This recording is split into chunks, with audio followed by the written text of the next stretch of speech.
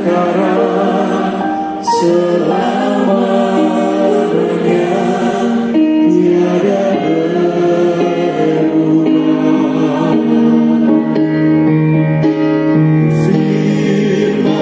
Firman-Mu Tuhan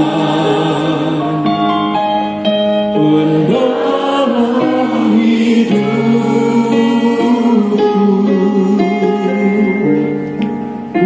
siapkan hatiku Tuhan untuk dengar firman-Mu.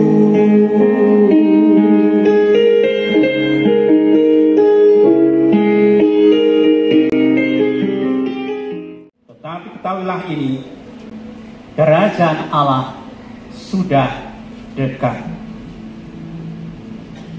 Demikianlah sabda Tuhan. Terpujilah Kristus.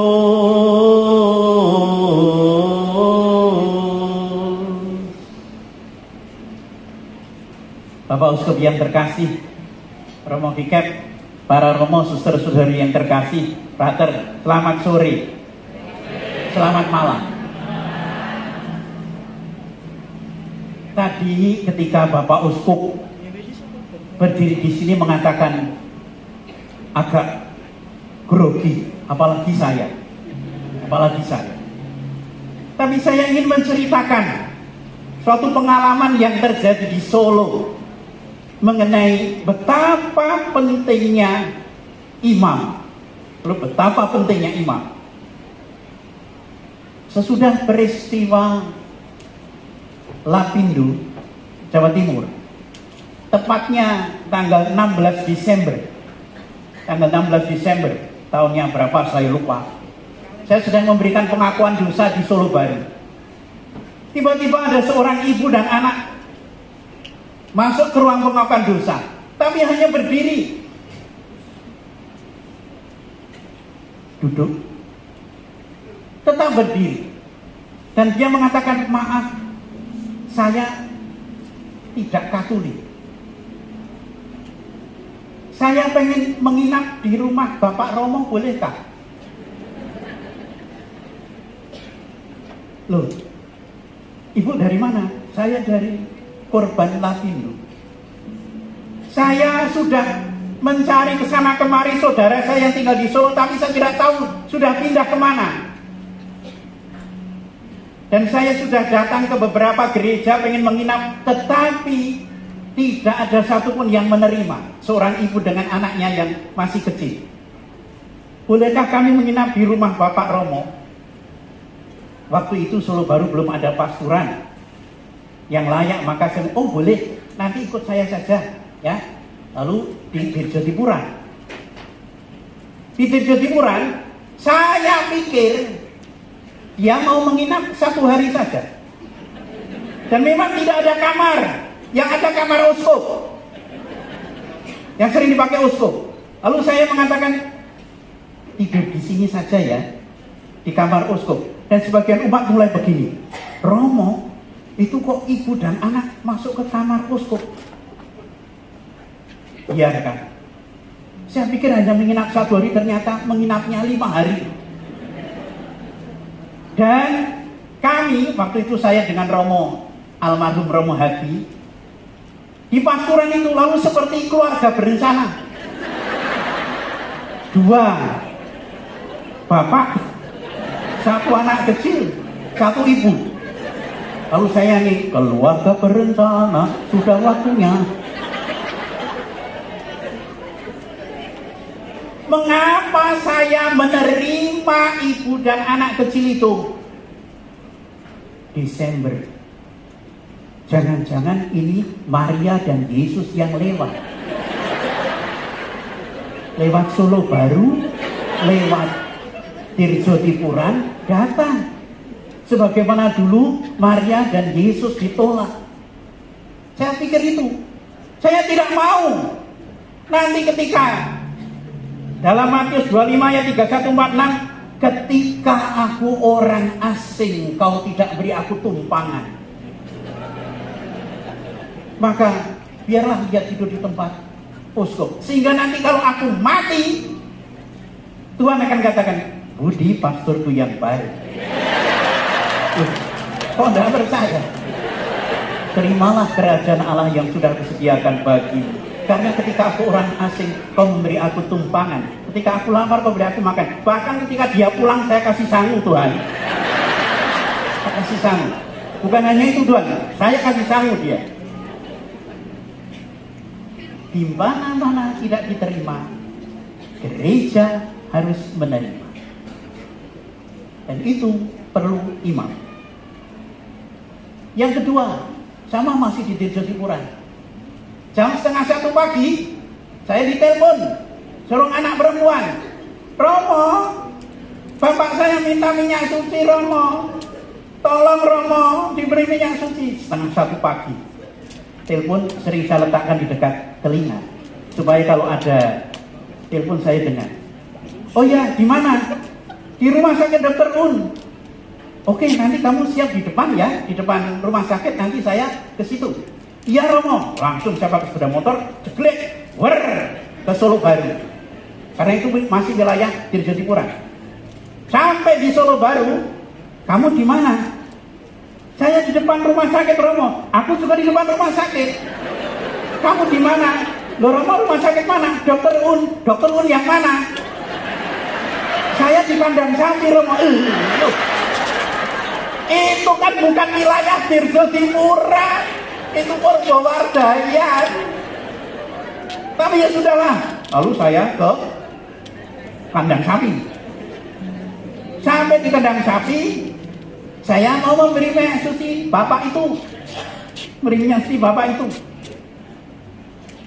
Ternyata yang minta itu anaknya belum ngomong sama ibunya. Ketika saya mau beri minyak suci, istrinya mengatakan, jangan Romo, nanti suami saya mati, tidak boleh. Diskusi dulu situ, diskusi dulu. Aku 1:30 pagi sudah ke sini, sampai ke sini. Ternyata tidak boleh. Diskusi dulu. Dan akhirnya disimpulkan, tidak boleh.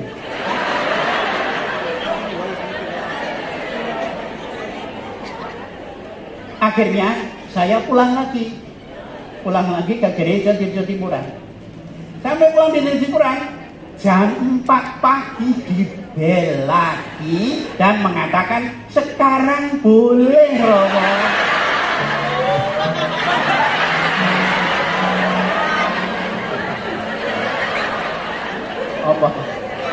Apa? Saya bilang apa? Hah? Ayo saya bilang apa? Romo Ngarlan, saya bilang apa? Bilang aku gitu. Oh iya betul.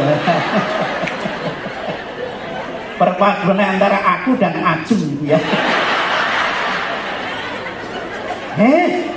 Sudah orang tidak punya istri mau tidur nyenyak saja tidak bisa. Tetapi untuk itulah aku dipanggil menjadi imam. Maka meskipun dengan rasa mangkel, ya, rasa mangkel itu boleh, Romo boleh mangkel, tetapi tetap dikerjakan. Pakai sepeda motor lagi pergi ke kandang sapi, ya, berkati. Ketika sampai di depan pasien itu rasa mangkelnya hilang sama sekali. Mungkin ini juga pengalaman beberapa Romo. Rasa mangkel itu hilang sama sekali, yang ada adalah belas kasih. Dan ketika memberikan minyak suci dalam nama Bapa dan Putra dan Roh Kudus, yang saya rasakan adalah di situ Tuhan sungguh berkarya, dan orang itu kemudian mengatakan, terima kasih Tuhan, saya melihat malaikat-malaikat datang. Dan memang 1 jam kemudian meninggal. Maka kalau ada yang sakit jangan minta minyak suci saya.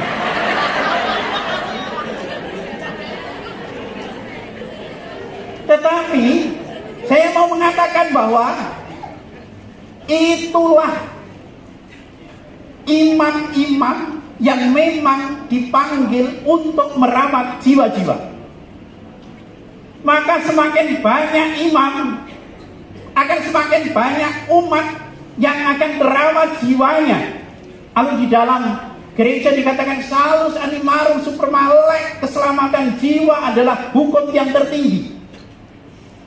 Banyak orang mengandalkan keselamatan dari apa? Dari gelar-gelar, tidak bisa.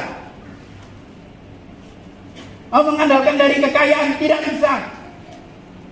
Mau mengandalkan dari kecantikan, tidak bisa. Cantik seperti aku nanti tua mesti wah. Maka para bapak itu kalau cari istri jangan cantik-cantik, nanti tuanya jelek. Cari saja sejak muda jelek, nanti awet jelek sampai tua.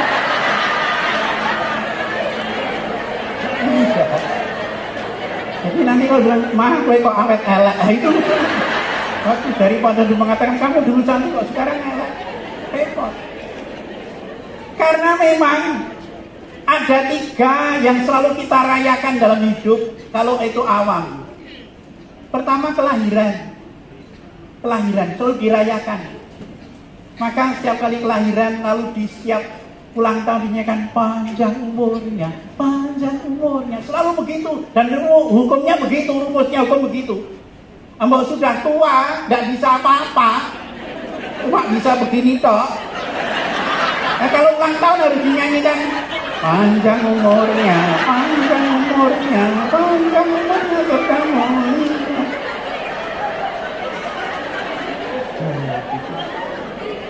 Mau diganti dan mati udah bisa.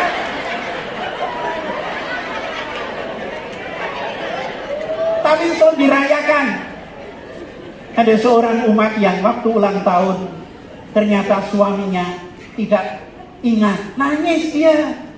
Yang perempuan nangis, datang ke pasuran, kenapa nangis? Romo, saya itu ulang tahun, pagi bangun tidur, saya melihat suami saya. Selamat pagi papa. Pikir saya suami saya itu mau ngucap ulang tahun cuma mengatakan selamat pagi. Pikir saya nanti siang dia akan mengucapkan ulang tahun, selamat siang papa, selamat siang. Pikir saya nanti malam akan mengatakan ulang tahun, selamat malam papa, selamat malam.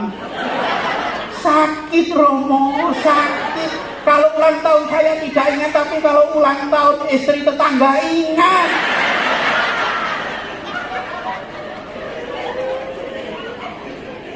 Itu nyanyiannya lalu, kamu 10, aku 11, kamu selingkuh, aku balas, kamu 11, aku 12, kamu tidak jelas, aku lepas. Jadi gitu. Begitu. Kelahiran dirayakan. Yang kedua, perkawinan dirayakan. Perkawinan dirayakan. Kalau kami romo-romo, saya mengatakan kalau kami romo-romo itu cuma janji pada Bapak Uskup. Apakah Anda berjanji taat pada siapa pengganti saya? Ya, saya berjanji. Tangannya cuma gini loh. Ya. Tapi saya pernah katakan kalau orang menikah itu janjinya itu gini loh. Saya Antonius Budi Wiandono menerima engkau Antonia Bidi menjadi istri saya. Saya berjanji dalam untuk melaksanakan kepada presiden berikutnya dari Al-Injil. Itu yang laki-laki. Yang perempuan, saya Antonia Bidi. Yang perempuan mulai nangis. Tangan suaminya begini.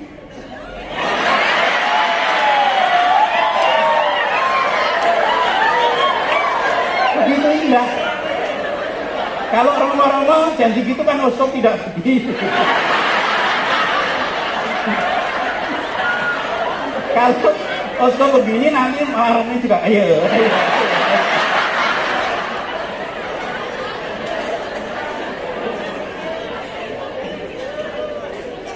Dalam untuk malang sia ceket suka duka sia seumur hidup. Apakah betul itu dirayakan menjadi suatu yang menyelamatkan?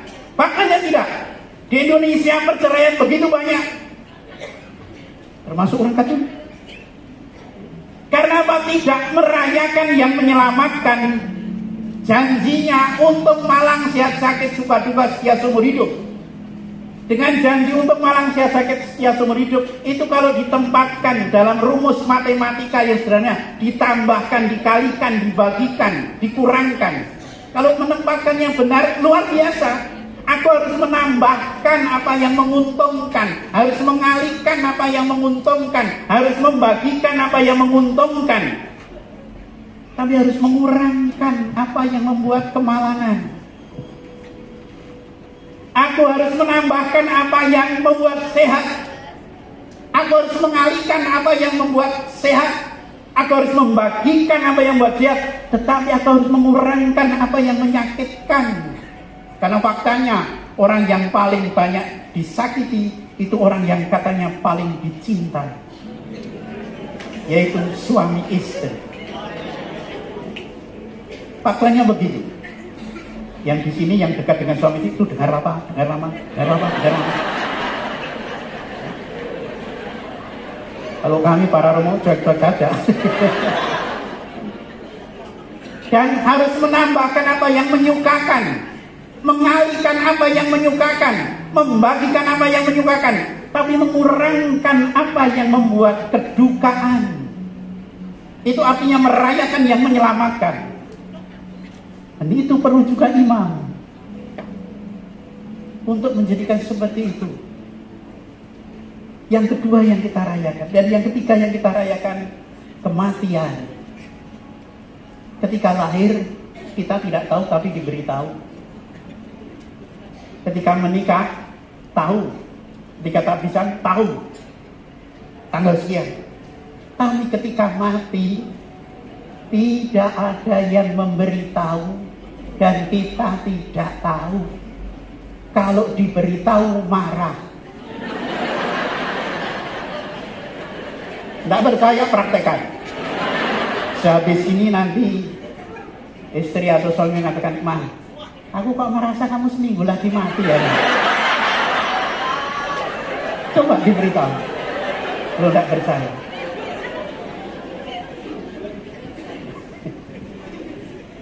Karena memang demikian. Maka saya pernah mengatakan, kalau Kulberus itu mengatakan ada 11 tahap orang mau mati. Tapi saya simpulkan ada 4. Orang kalau mau mati itu marah-marah. Marah-marah. Marah-marah terus. Maka nanti kalau di rumah suami marah-marah, siapa? Mau mati ya kan? Kalau ada romo marah-marah, mau mati. Mau mati ya. Yang pertama, yang kedua, orang yang mau mati itu halusinasi. Kok itu kakek datang, kok itu nenek datang, dan kadang-kadang cuma diem melihat, memandang. Maka nanti kalau ada orang kok diem saja, suami ditanya kok diem, istri kok ditanya kok diem, mau mati kah kau? Yang ketiga, orang mau mati itu nyenengke, membahagiakan yang mau ditinggal. Maka misalnya tidak mau makan, tiba-tiba minta makan banyak sekali. Hati-hati, itu mau mati. Tadi Romasus makan banyak apa enggak? Oh. Kalau Romotri enggak, Romotri sedikit kalau makannya. Tapi jangan identik nanti kalau suami makan banyak terus dikurangi. Jangan nanti mati kakak. Dan yang terakhir katanya orang mau mati itu ngelimpeke. Ngelimpeke itu bahasa Indonesianya apa ya maksudnya? Rama Budiar, ngelimpeke itu menilapkan. Kodo Jawa itu menilapkan, kodo Jawa. Ngelimpeke itu begini. Ditunggui seharian, tidak apa-apa, tiba-tiba mengatakan, aku mau kau ambil ke minum, ambilkan minum sana. Begitu pasti ambilkan minum. Karena tidak mau melihat yang ditinggal sedih. Maka nanti kalau suami minta, "Ma, tolong ambilkan minum," jangan ditinggal, diajak bareng. Jangan ngelimpeke dia. Jangan ngelimpeke. Dan akhirnya semuanya itu disimpulkan. Kalau dia selamat disimpulkan, ketika kita lahir, kita menangis. tetapi orang di sekitar kita tersenyum bahagia. Dan ketika hidup ini baik, puas, memberikan berkat, ketika kita mati dengan tersenyum. Dan orang di sekitar kita menangis karena kehilangan orang baik. Menjadi baik tidak cukup, tetapi harus selamat. Dan itulah perlunya seminari. Sekolah seminari itu tempat orang yang dididik hanya untuk memperhatikan keselamatan jiwa-jiwa. Bahwa di dalam kitab suci tadi dikatakan, aku mengutus kamu seperti anak domba di tengah serigala. Banyak seri-seri di sini yang menjadi serigala juga. Karena kadang-kala umat memberikan perhatian kepada romonya itu terlalu detail. Kalau cuma makannya romo apa senangnya? Daun kates. Romonya mau pindah, kasih hadiah apa? Perdebatan. Kasih pakaian apa? Celana dalam ukurannya berapa ya? Debat pada itu 39 udah mungkin ada yang 40 mesti 42 mungkin. Sampai perkara celana dalamnya debat. Ibu-ibu gitu. Sampai detail, ya sampai detail sekali. Sekolah tempat memperhatikan jiwa-jiwa, dan memang kami para imam itu setiap hari memperhatikan keselamatan jiwa-jiwa. Tadi kalau tadi Monsinyur mengatakan itulah kebanggaan gereja Katolik, karena setiap hari imam-imam itu berpikir mendoakan seluruh umat manusia. Setiap hari berdoa untuk keselamatan jiwa-jiwa. Maka kalau misal mendoakan arwah-arwah, maka cita-cita Monsinyur Diharsono, Uskup Keuskupan Purwokerto sangat mulia untuk mendirikan seminari tinggi di Keuskupan Purwokerto. Karena dengan semakin adanya tempat-tempat pendidikan, semakin banyak imam, semakin banyak yang diselamatkan. Maka tadi kalau Monsinyur Gendiko, bukan perkara banyaknya, tetapi besarnya. Saya agak khawatir Monsinyur. Soalnya ini tanggal 23 itu minggu keempat ya. Saya pernah mengatakan orang Katolik itu memberi dana sesuai dengan keuangannya. Jadi kalau minggu pertama mereka masih banyak uang, itu mereka nyanyinya hatiku gembira, haleluya, karena Tuhan mendatangi umatnya, itu karena uangnya masih banyak. Nanti minggu kedua uangnya sudah berkurang, lagunya masih ada, karena seluruh nyanyian Katolik itu berdasarkan keuangan. Minggu kedua lagunya terima kasih 1000, terima kasih 1000. Hati-hati kalau kolektifnya pati murah nanti. Sudah ini pakai ini. Minggu ketiga orang Katolik juga punya nyanyian. Apa itu? Uangnya sudah mulai menipis. Gereja Bahtera mengarungi zaman. Yang bagian tengah keras sekali. Hidupnya penuh tantangan, penuh perjuangan. Hati-hati. Minggu keempat uangnya sudah habis. Kalau habis itu harus hutang. Maka gereja Katolik punya nyanyian. Dalam Yesus kita bersaudara. Itu karena mau hutang.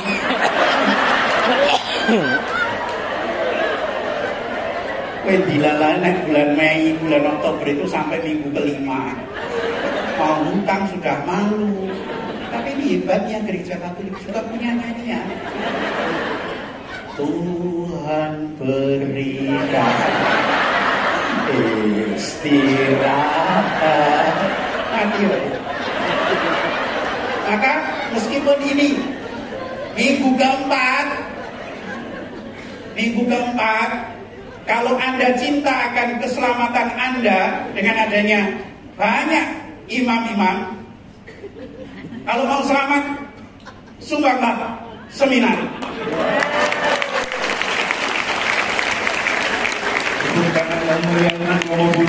Terima kasih banyak Romo Budi. Sehat-sehat selalu Bapak Ibu dan saudari-saudara sekalian. Di dalam Udibek Bapak Ibu sekalian sudah.